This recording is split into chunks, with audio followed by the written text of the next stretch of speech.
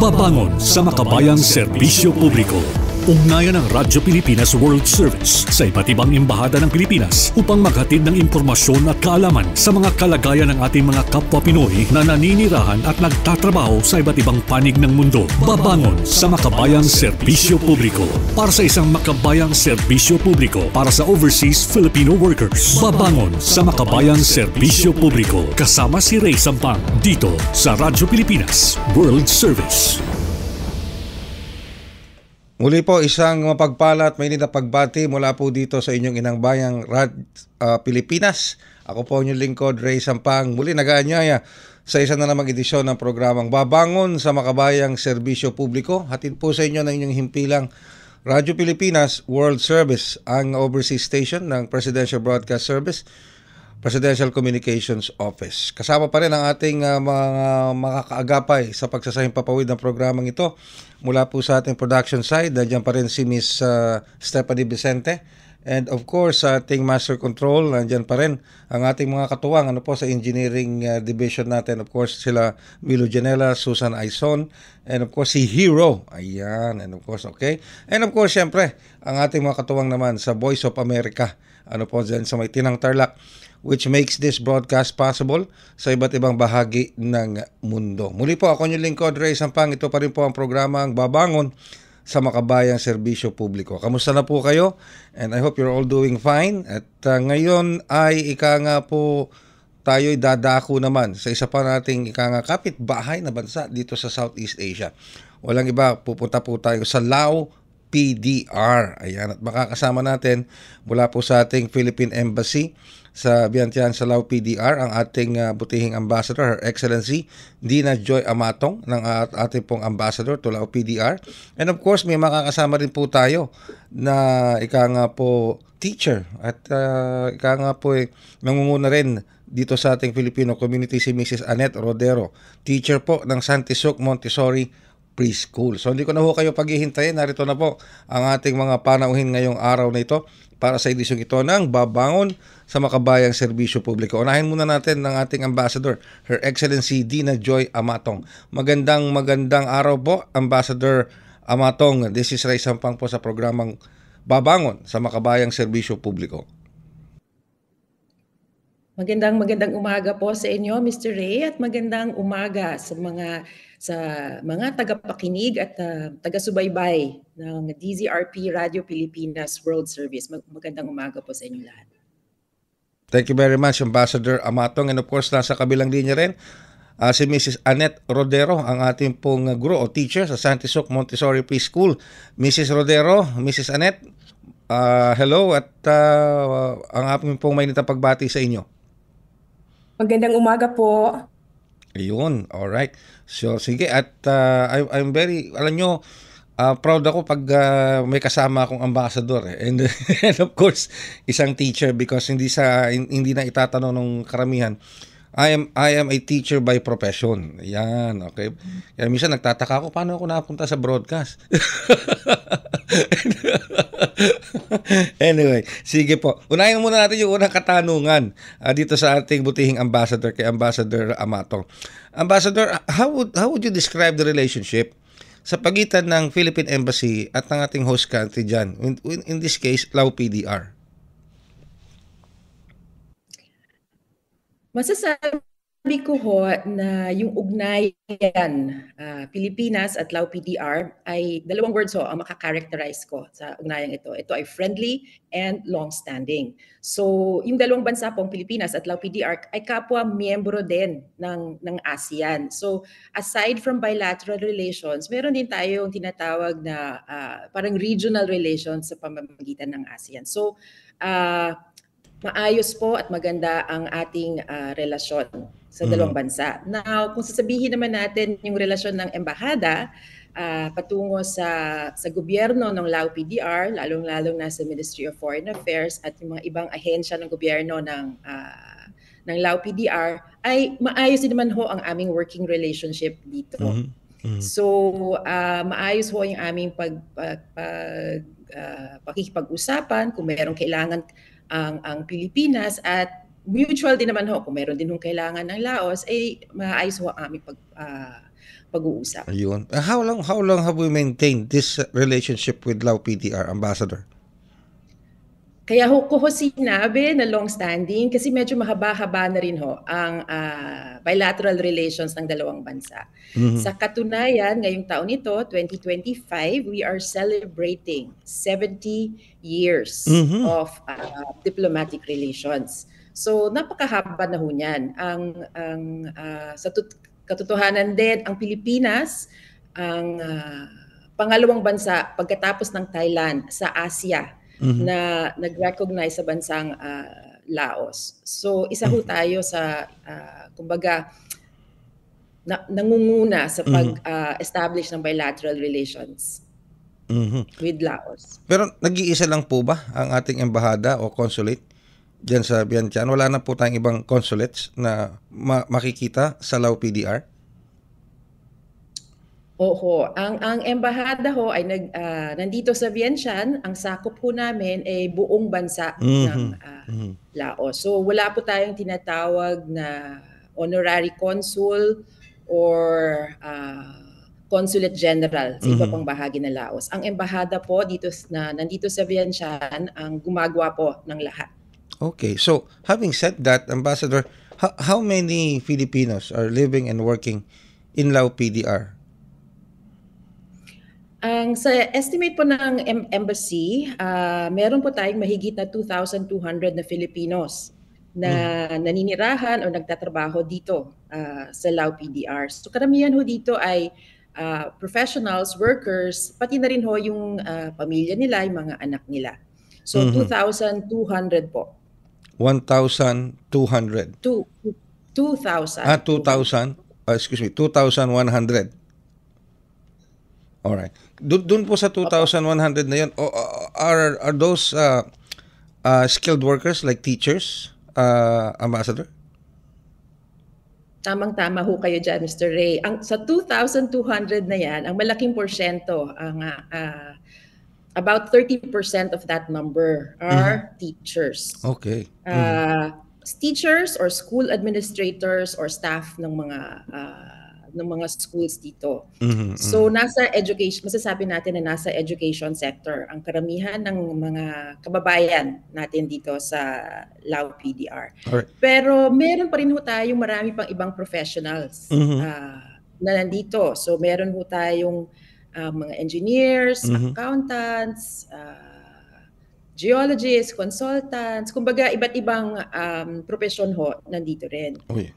Meron din isang malaking grupo ho tayo ngayon na nasa Luang Prabang. Sila po ay nagtatrabaho sa isang hydropower project site. So yun ho ay siguro mga 300 ho sila doon. So sila yung mga welders, fabricators, like engineers, sila ang gumagawa ay ng isang parte ng hydropower project doon po sa Luang Prabang. Pero sa karamihan po ng ating Filipino dito ay nandito po sa Vientiane, sa capital ng bansa. Alright.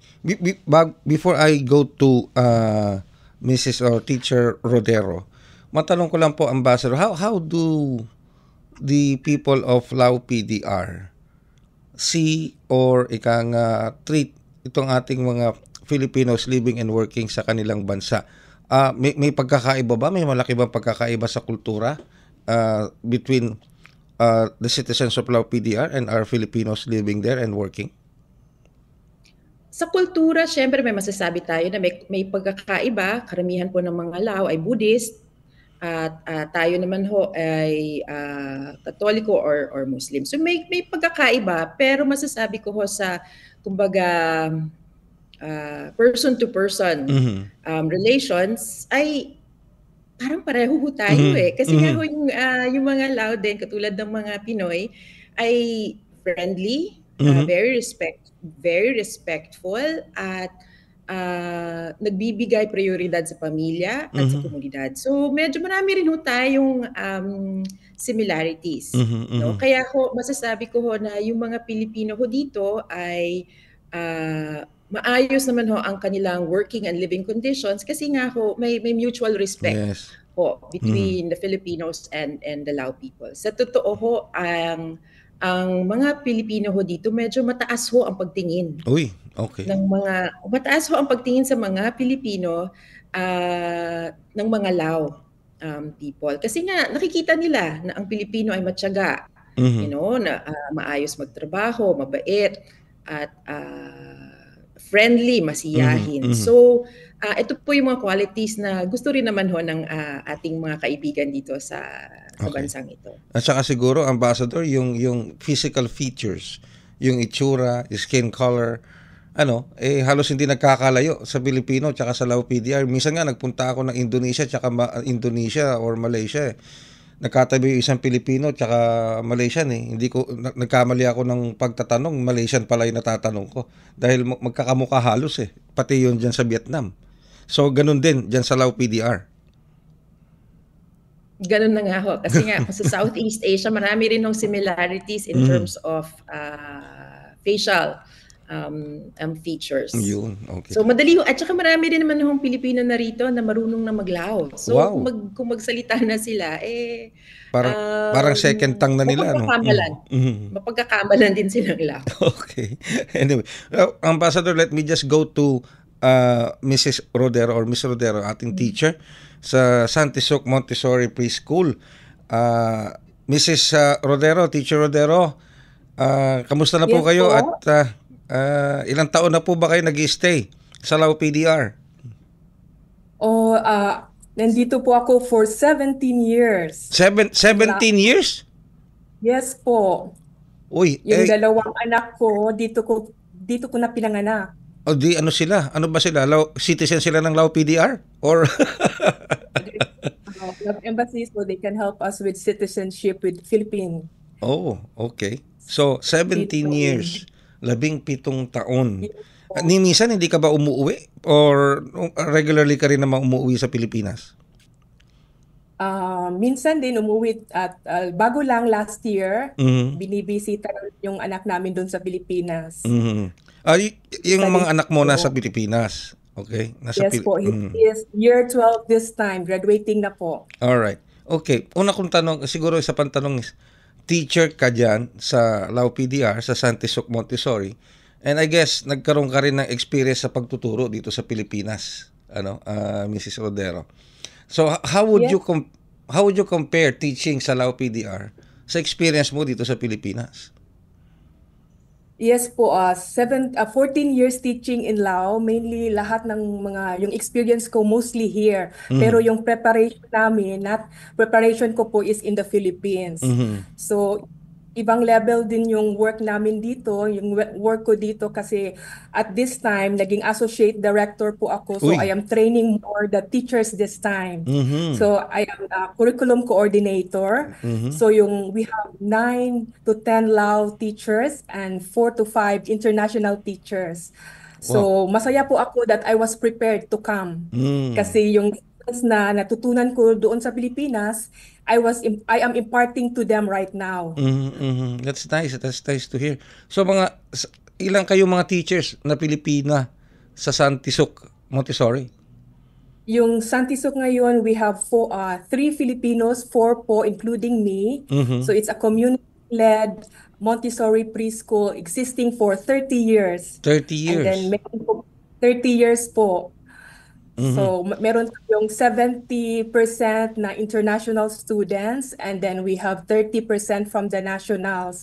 So importante po yung quality of education ng maibibigay namin sa mga bata at saka sa family. Yes. So I am really part of training the teachers, ensuring safety, and then helping the development po sa mga professional teachers natin dito sa Laos. Alright, kanina nabanggit ni Ambassador Amatong na doon sa bilang na 2,200, malaking porsyento ron mga teachers. So, are you able to organize sa isang malaking teachers group dyan sa Lao PDR? Or nagkikita-kita lang kayo occasionally? We see each other occasionally, we tap each shoulders, yung kamustahan po, and then encouraging one another. So it's really good to have these community events na we can really share. Yes. So meron din kaming trainings namin, so we keep it going. And speaking of community events, paano pumapasok dito ang ating embahada dyan sa Lao PDR sa pangunguna ni Ambassador Amatong? How does the embassy maintain its communication and its relationship with you Filipinos, especially dun sa mga grupo na may mga grupo ng mga Pilipino dyan? Meron kaming mga event, and then isang pasasalamat talaga namin na we were invited po lately yung kamustahan, and then merong mga Paskong Pinoy. So the embassy themselves show an example of how to have that good relationship to the Lao community, but at the same time, they are really looking after us. Ini-encourage nila yung malaman yung mga skills naming mga Pilipino, ano yung ginagawa namin, and how they can help us and support us. So it's really good for the Philippine Embassy to look after us. That is nice to hear that the Philippine Embassy is looking after your welfare, yung ating mga Filipinos diyan. Pero kanina nabanggit mo, Teacher Annette, na tinutulungan din kayo ng embassy tungkol dito sa mga citizenship, no? Halimbawa kasi yung tulad na nabanggit mo, yung dalawang anak mo are born in Lao PDR. Yes Pero po. tinulungan kayo ng embassy to asikasuhin itong citizenship niya, no? Para Pilipino, tama? Okay. So bukod doon, ano pa yung mga tulong tulong na ibinibigay ng embahada natin diyan sa Vientiane sa pangunguna ni Ambassador Amatong? So meron din po yung mga nagkasakit, and then kailangan yung patay na katawan, they have to transfer it back to Philippines. So the embassy are helping the community o sino yung kailangan talaga ng tulong. And then they are also helping us they are ensuring that the Filipino community is aware of legalities tungkol sa mga work namin. Ano yung mga dapat i-provide ng employers or companies. So they are really active on that. Yes. If I were to ask you, Teacher Annette, how would you rate the relationship between the Philippine Embassy in Lao PDR sa inyong mga Filipino dyan?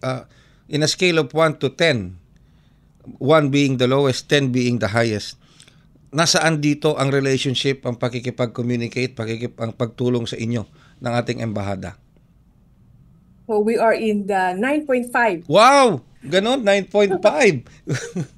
So nakakatulong din yung mga yung Facebook page, email, they get our contact number, so they really let us know so ano yung mga events, ano yung mga dapat maging aware kami, tapos pag-gather ng mga Filipino. So they're looking at the key people, and from these key people we are disseminating information. So it's a really good organization. Alright, balikan ko lang, Teacher Annette, si Ambassador Amatong. Ambassador Amatong, 9.5 ang binigay sa inyo ni Teacher Annette dito sa serbisyong ibinibigay din niya sa ating mga Pilipino dyan sa Lao PDR. Any reaction on that, Ambassador Amatong? Well, masasabi ko lang maraming salamat ni Miss Annette. And ano pa ho kailangan namin gawin para makuha yung 0.5? May natira pang 0.5 eh.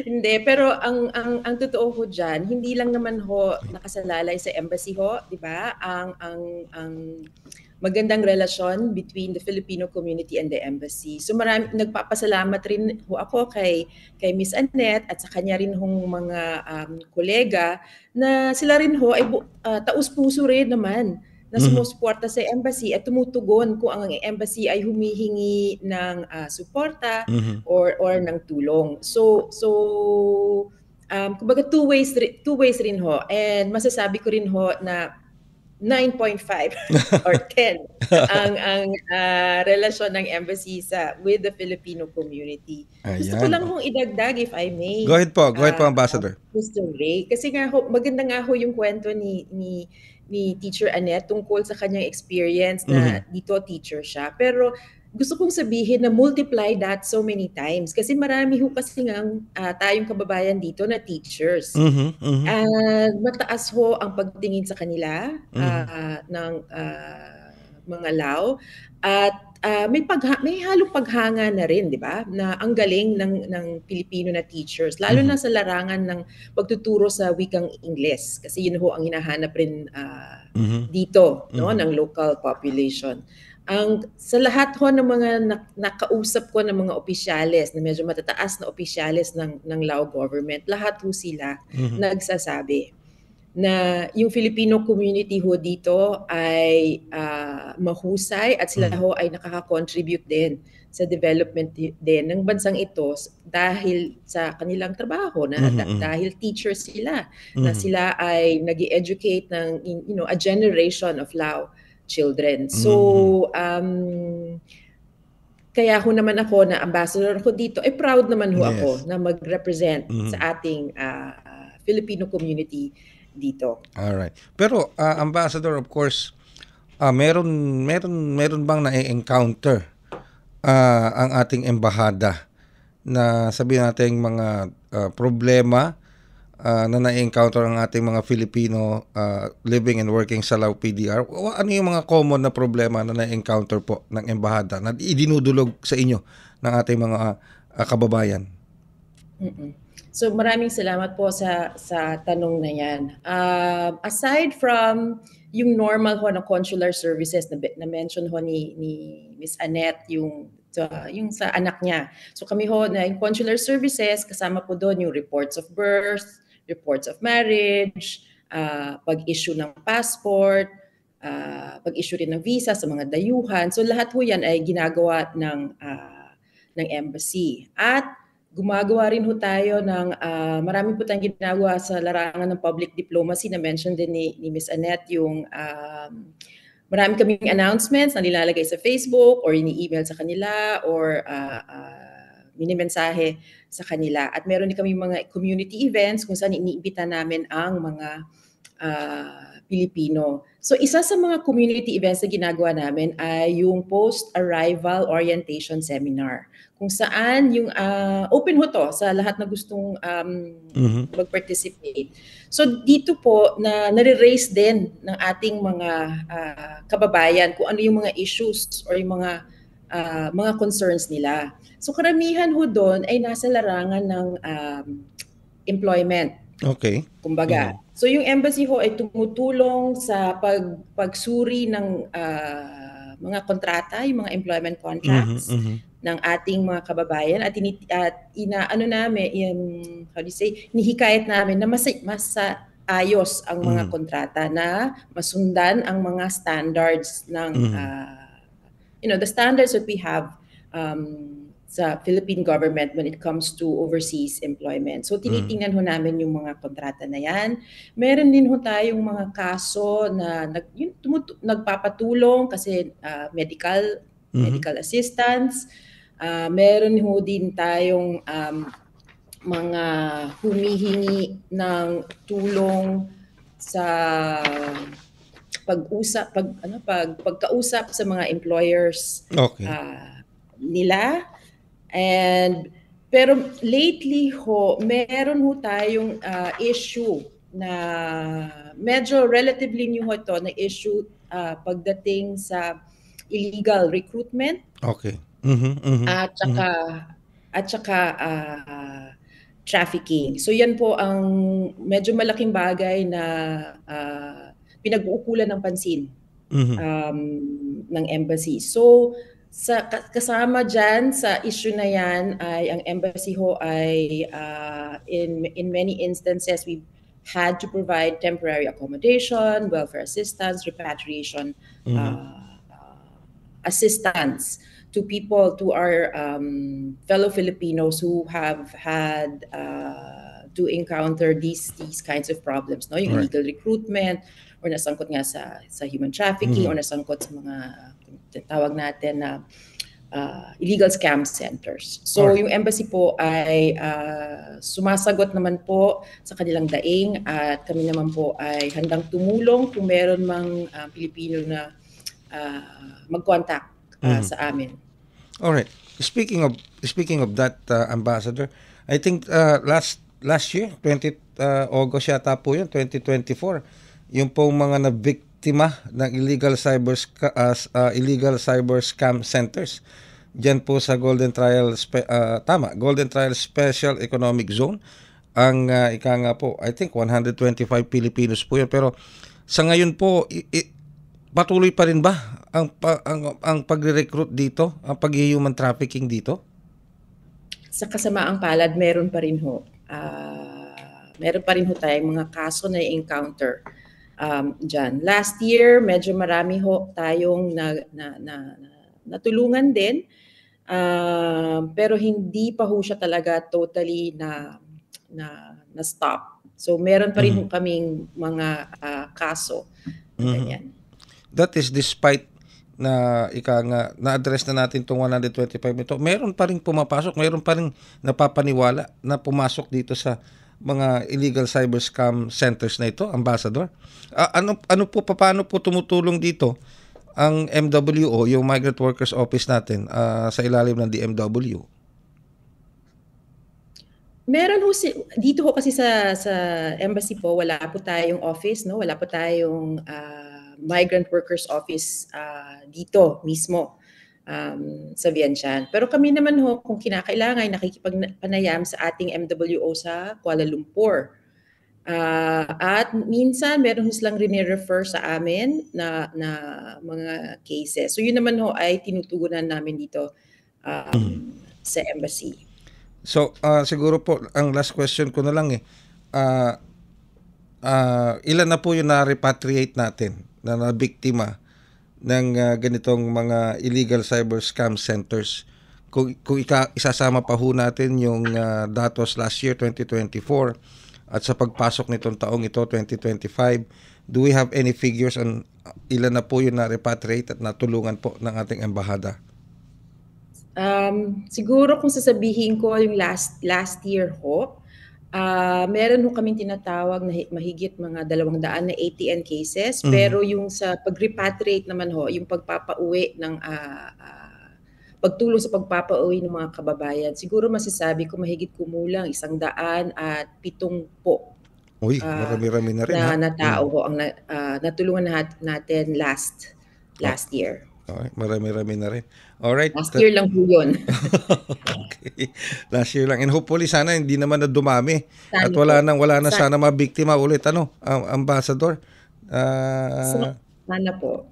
Okay. And gusto ko pa sanang pahabain itong ating usapan. Lalo lang akong, let me use the term, lalo lang napapasarap yung usapan namin with Ambassador and Teacher Annette, pero we're running out of material time. Siguro sa puntong ito, unahin ko munang kuhanan ng mensahe si Teacher Annette bago ako pumunta kay Ambassador Amatong. Teacher Annette, ano bang mensahe mo sa iyong mga kapwa teachers at mga kapwa Pilipino na nagtatrabaho at naninirahan na dyan sa Lao PDR? Having been here po for 17 years, I would say that we are really proud Pinoy kasi nakikita natin na we have many things to offer, and then Filipino can really impart that skills and knowledge to our the locals and then Lao community. And then we are grateful that the embassy is showing that example of maintaining that relationship. So tuloy-tuloy lang po tayo, patience, tiyaga at sipag at tiwala ng Panginoon. I think with this, we will continue to have this good reputation as Filipino in Lao. Okay, thank you very much, Teacher Annette. And like I said, I'm also a teacher by profession. Ayan, Hindi ko na nga nagamit yung LET card ko Licensure Examination for Teachers. Simula nung pumasok ako sa broadcasting, kinakailangan ko pa yatang i-renew. Anyway, thank you very much, Teacher Annette. Punta naman tayo kay Ambassador Amatong. Ambassador, final message po para sa ating mga kababayan sa Lao PDR at maging dito sa inyong mga kababayan sa Pilipinas, Ambassador. Yes, Mr. Reyes. Gusto ko lang ho magpasalamat sa inyo sa programang ito at nabigyan po ng pagkakataon na yung ating embassy dito sa Vientiane ay diskusyon on kung anong ginagawa namin dito at kung ano rin ang ginagawa ng ating Filipino community dito. So gusto ko lang hong sabihin na ako po as ambassador ay very proud of the Filipino community here, and I'm happy to see them working and thriving, and I hope ipagpatuloy pa ho nila ang kanilang magandang gawa dito sa Lao PDR at pagbibigay karangalan sa bansang Pilipinas. So maraming salamat po. Kami po ang dapat magpasalamat sa inyo, Excellency Dina Joy Amatong ng ating Philippine Embassy sa Vientiane, Lao PDR. Gayon din kay Teacher Annette.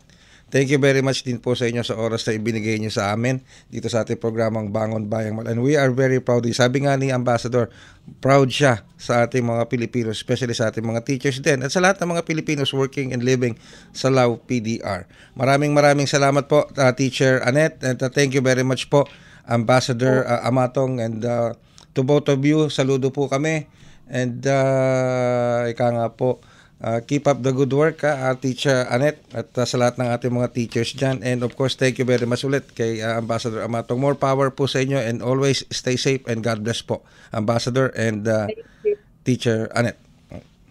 Salamat po. Okay, yan po ang isa na namang edisyon ng ating programang Babangon sa Makabayang Serbisyo Publiko, hatid sa inyo ng inyong pilang Radyo Pilipinas World Service. Tulad nga nung sinabi ko, I'm a teacher by profession. Yung aking lisensya na LET, yung Licensure Examination for Teachers. Alam ni Teacher Annette yan, yung LET, no? Hindi ko na nagamit simula nung pumasok ako sa broadcasting. Naalala ko tuloy pag nakikita ko si Erwin, si Steph, tsaka si Jerome, tsaka si Hero, naalala ko nung nagtuturo pa ako ng high school.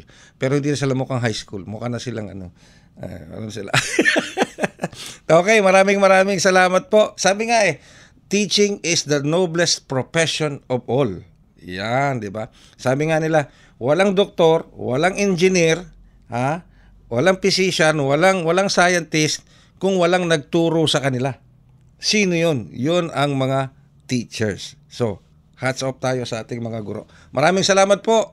At again, thank you for another edition of Babangon sa Makabayang Serbisyo Publiko. Hanggang sa muli, dito po sa Radyo Pilipinas World Service. Babangon sa Makabayang Serbisyo Publiko. Ugnayan ng Radyo Pilipinas World Service sa iba't ibang embahada ng Pilipinas upang maghatid ng impormasyon at kaalaman sa mga kalagayan ng ating mga kapwa Pinoy na naninirahan at nagtatrabaho sa iba't ibang panig ng mundo. Babangon sa Makabayang Serbisyo Publiko para sa isang makabayang serbisyo publiko para sa overseas Filipino workers. Babangon sa Makabayang Serbisyo Publiko kasama si Ray Sampang dito sa Radyo Pilipinas World Service.